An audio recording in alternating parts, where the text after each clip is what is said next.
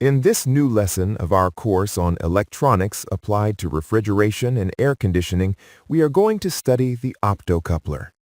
Let's begin by saying that an optocoupler, also known as an optical coupler, is an electronic device that allows the transmission of electrical signals between two circuits that are completely isolated from each other, avoiding direct electrical contact. Its operation is based on converting an input electrical signal into a light signal through an internal LED diode. This light is detected by a photosensitive element, generally a phototransistor, although phototriacs or photodiodes can also be used depending on the application.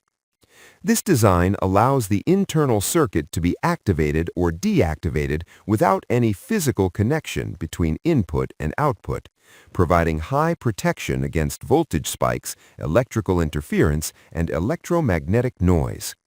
Thanks to this feature, optocouplers are widely used in electronic systems where safety, isolation, and reliability are required, especially in equipment that handles different voltage levels.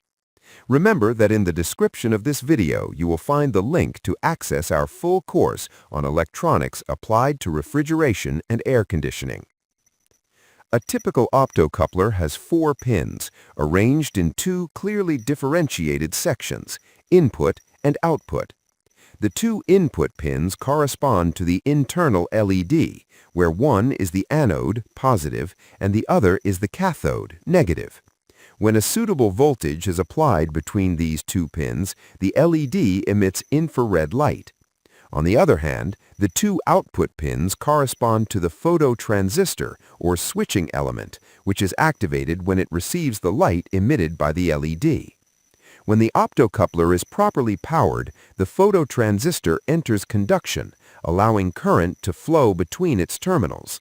In contrast, if there is no power to the LED, the phototransistor remains in cutoff state, leaving the output pins completely isolated.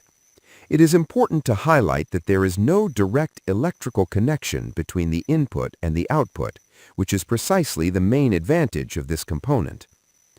In an air conditioning electronics board, optocouplers are found in different critical sections. One of the most important is the control circuit, where they are used to isolate the low-voltage control stage, generally handled by microcontrollers or digital circuits, from the power stage, which operates with much higher voltages. This isolation prevents faults or overloads in the power section from affecting the sensitive control circuits. For example, in a switched-mode power supply, the optocoupler is used as a feedback element, sending information from the secondary side to the primary side to regulate the output voltage in a safe and stable manner.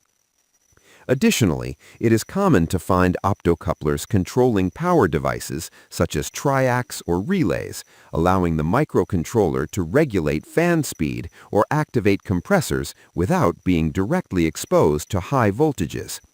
Remember that in the description of this video, you will find the link to access our full course on electronics applied to refrigeration and air conditioning. Another important application of optocouplers in air conditioning systems is in the communication circuit between the indoor unit and the outdoor unit. In split-type systems, both units must constantly exchange information, such as on-off signals, sensor status, fan speeds, or compressor operating conditions. The use of optocouplers in these communication lines allows signals to be transmitted safely, preventing potential differences or electrical interference from affecting the communication integrity. Additionally, they help prevent damage to electronics boards caused by electrical discharges or wiring faults between both units, thus increasing the reliability of the system. To correctly understand how to test an optocoupler, it is essential to understand the behavior of the internal LED diode, especially its voltage drop.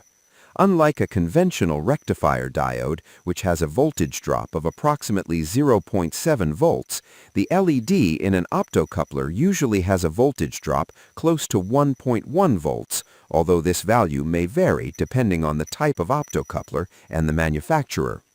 This characteristic is key when taking measurements because it allows to identify whether the internal LED is in good condition or if it has faults such as an open circuit or short circuit. Additionally, knowing this voltage drop helps avoid applying incorrect voltages that could damage the component during testing.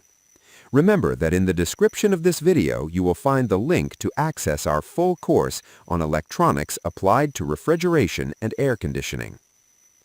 The procedure for testing an optocoupler in the circuit consists of verifying both its input stage and its output stage. First, an appropriate voltage must be applied to the internal LED and observe if the device responds by activating its output. For this, it is recommended to use a multimeter in diode test mode, which allows supplying a small voltage sufficient to turn on the LED. It is important to correctly identify the supply pins, since an incorrect connection will prevent the activation of the optocoupler. If the internal LED turns on correctly, the next step is to check whether the phototransistor responds as expected. To power the optocoupler during the test, a multimeter can be used by placing the positive probe on the anode and the negative probe on the cathode. In this way, the device receives enough energy to activate the internal LED. It is recommended to previously check the component's datasheet to confirm the pin configuration, since it may vary depending on the model. Correct identification of the terminals is essential to avoid diagnostic errors. Additionally, it should be considered that some multimeters may not supply enough current to fully activate certain optocouplers, which may affect the test. At the same time, a second multimeter can be used in continuity or resistance mode to measure the behavior of the output pins. While the LED is energized, the phototransistor should enter conduction, which will be reflected on the multimeter as continuity or low resistance between its terminals. If no continuity is detected under these conditions, the optocoupler is likely defective. This method allows a practical verification of whether there is proper signal transfer between the input and output of the device. Remember that in the description of this video, you will find the link to access our full course on electronics applied to refrigeration and air conditioning. When only one multimeter is available, it is possible to implement a practical and reliable method to test an optocoupler using a low-voltage external source. This procedure consists of energizing the internal LED of the optocoupler in a controlled manner and verifying the response at its output stage, always ensuring proper current through the use of a series resistor. The process begins by using a simple power source, such as a battery between 3 and 5 volts. It is essential to include a series resistor with a typical value between 220 ohms and 1 kiloohm, whose function is to limit the current flowing through the internal LED of the optocoupler. The connection is made by taking the positive terminal of the battery to the resistor, and from there to the positive pin or anode of the optocoupler. The negative pin or cathode is connected directly to the negative terminal of the battery. In this way, the internal LED is energized safely and in a controlled manner. Once the input of the optocoupler is powered, the multimeter is used in continuity or resistance mode to evaluate the behavior of the output pins. If the device is in good condition, activating the internal LED will cause the phototransistor to enter conduction, which will be reflected on the multimeter as continuity or low resistance between the output terminals. In the absence of this response, that is, if no change is observed when applying voltage to the input, it can be concluded that the optocoupler is faulty. This testing method is especially useful in fieldwork or situations where additional instruments are not available. Additionally, by including a series resistor, a safe test is ensured, preventing damage to the component and obtaining more accurate results in the diagnosis of the optocoupler.